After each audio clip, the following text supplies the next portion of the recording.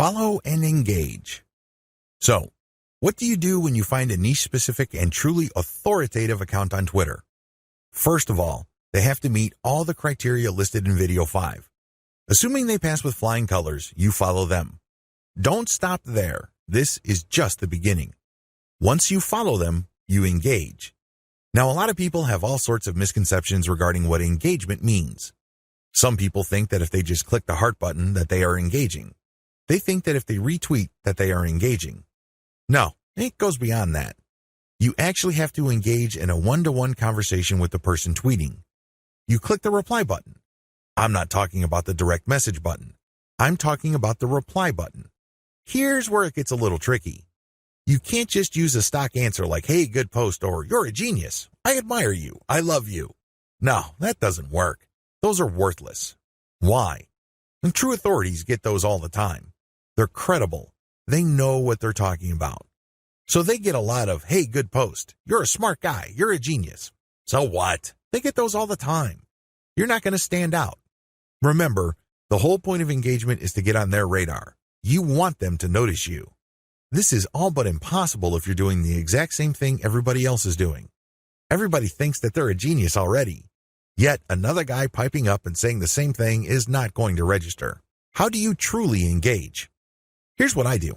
I ask questions. I know that sounds basic, right? But you have to ask the right question. You have to ask a question that indicates to the person loud and clear that you've read their post. Maybe you click through the link that they shared. Maybe you analyze their tweet. Whatever the case may be, your question must communicate this. Your question must get them to think or analyze or look at things with a new perspective. When you do that, you get respect. Why? You're pushing them. You're challenging them. You're not just asking a throwaway question that they already know the answer to. You're not asking something that they've answered 100 times before. You're basically letting them earn a chance to prove why people think they're experts. Most mature adults respect this. They're not scared by this. They're not threatened by this in any way.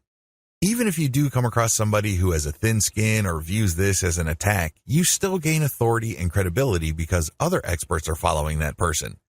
When they see that engagement, they quickly see that you actually have a working brain. Imagine that. You're not just a blind follower.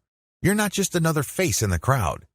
This makes you stand out, even if the expert that you are asking questions to reacts in a negative way. It's on them. It's not on you because you're just asking a question. Of course, you have to ask in a respectful way. You cannot use loaded questions like, when did you stop beating your wife? Or how was it the first time you got hooked on drugs? You see where I'm coming from? Don't ask those types of questions. Discuss controversial points. Another way to get on people's radars is to focus on controversy.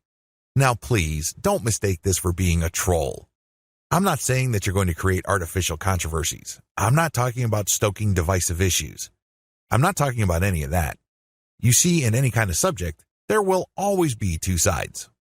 This applies to niche subjects as well. There's always the conventional wisdom, and then there is everything else.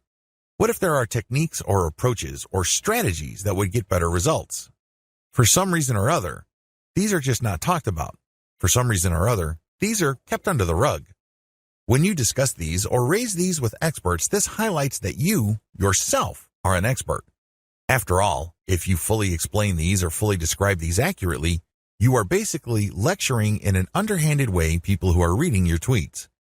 You're letting them know of something that they may not have heard about. You are hinting at a body of knowledge that either they're trying to run away from or they may have an unclear understanding of. The fact that you tease this information communicates to them in a clear way that you are some sort of expert. Let's put it this way. You stand out from the crowd, and you're not just this random person saying, hey, good post, or you're a genius, or what do you think about this topic which has been raised millions of times before? Whatever you do, focus on real engagement. This is the bottom line.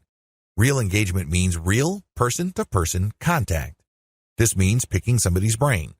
This means sharing information on a real profound personal level. This may not be always comfortable. It definitely is not always convenient, but it's absolutely necessary.